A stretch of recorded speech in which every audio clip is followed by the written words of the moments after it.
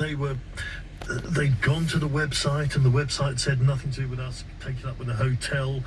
Is that still going to be the case? It is, because this still has to be a package style of holiday. You still have to have booked more than just the accommodation. But the point is, and it may well have been with that caller, that they had actually gone to the one website, found the hotel, and then got signposted somewhere else to buy the flight, and it may have looked like separate contracts. But the whole concept of the new regulation is, if it looks or sounds like a package holiday, it is. And there are many times when people have not been protected, and you think, well, that sounds like a package holiday. Now the whole idea on the new laws, is that it probably will be. But again, I stress, it only applies if you've booked from the 1st July onwards. Okay, so going forward, would it probably be an advantage in terms of your rights to buy everything in one place then? It's definitely an advantage to book what we call a packaged holiday, but there are some checks you have to do, because you need to be certain that the company you're booking through is an ABTA member, so that they are protected under ABTA. So what happens is, if you book with a travel agent, and let's say they go bust, this day and age, it's common, it happens. If that happens, they'll get their money back. There's what we call insolvency protection. And that protection under the new law is even wider. It's even greater protection for the consumer. Or let's say you go and it wasn't as described. It was further away from the beach than they said, or it didn't have the swimming pool they promised. Again, it means this is a little bit like the Consumer Rights Act. It's not as described, therefore you're going to be entitled to compensation. It just gives you great protection. It's a bit like, as I say before, when you buy online and you use your credit card, you have this great Section 75 protection. Well, you do have that if you buy a holiday as well, but if you buy online a holiday and you buy it as a packaged holiday, or you go into the shop and buy it as a packaged holiday, you've got this great protection. I don't know, Clive, why you'd ever now book a holiday and not make it a packaged holiday. No, makes a lot of sense. Right, good news. Let's go to Sandra now in New Malden. Hello, Sandra. Hello there. Thank you for taking my call. Go ahead. I'd like to tap into Dean's expertise and ask him about a courier service which I used to deliver a hob for me to the value of £250.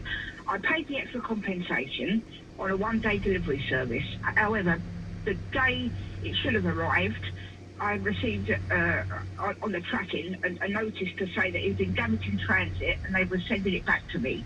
I checked down the list when I think you have to sign T's and C's, otherwise they don't take your delivery. I looked to see what was forbidden for them to take, but apparently there's another list which virtually covers everything that they carry. I mean, sort of sending a pair of trainers or a T-shirt, they exclude everything from their compensation list, saying that they're not responsible, but surely they have a duty of care. So, Sandra, what was it they were taking for you again? They took it. I posted an induction hob, a cooker top. Yeah, which is glass. So you posted it. Where were you posting it to? Was it coming to you, or were you sending it to somebody? I sold it to somebody. Oh, so you were selling on the likes of eBay or something like that? Yeah, that's correct. Right, okay. And basically it got damaged in transit, and they're saying to you, sorry, you're not covered because it's one of those items that we don't cover. Exactly. Okay, now I understand. The real question is, did they make that clear enough? And one of the things the Consumer Rights Act did is it now says, look, if you have pages and pages of terms and conditions and they're in very small print and everything else, and the prominent key terms are not made prominent, then it means they're not binding. So were you aware before you put this induction hob onto this courier or with this courier that it wouldn't be covered? No. And is that because you didn't read anything, or?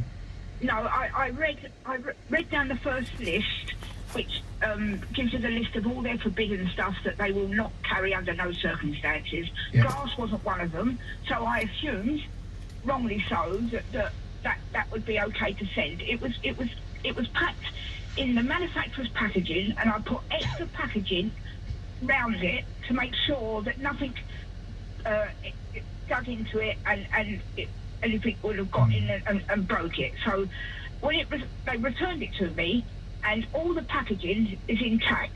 So this has had to have been thrown and dropped. So to me, they've got no responsibility whatsoever with anything they carry. That's my argument, that they can do what they like. They can throw it and chuck it. It does sound very strange, actually. And I wonder who the likes of the big electrical suppliers use when they deliver. I know sometimes it's their own carriers, but it does seem weird. I think if I were you, I'd go back and say, when I booked this, did you tell them what they were carrying, by the way? They knew what they were carrying. Okay, yeah. So I would go back and say you knew what you were carrying, therefore you had an obligation, if it was your position as the courier company that I wouldn't be covered for damage, to tell me that before I gave it to you. Therefore, your service was missold to me because I